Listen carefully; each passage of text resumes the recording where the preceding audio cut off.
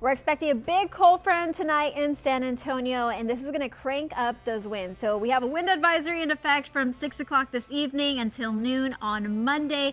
Gusts up to 40 to 50 miles per hour overnight into your Monday morning. So now's the time to pin down any holiday decorations, any empty trash bins, anything that could fly away. It is going to be our last warm spring-like day of the year before a big drop in temperatures from the 80s on Sunday to 50s on Monday. And then by Tuesday and Wednesday morning, we're going to be close to freezing temperatures. So your feels-like temperatures are going to get really chilly on Tuesday and Wednesday mornings. So enjoy the cooler winter air that's going to stick around for the end of the year, giving us a chilly New Year's Eve.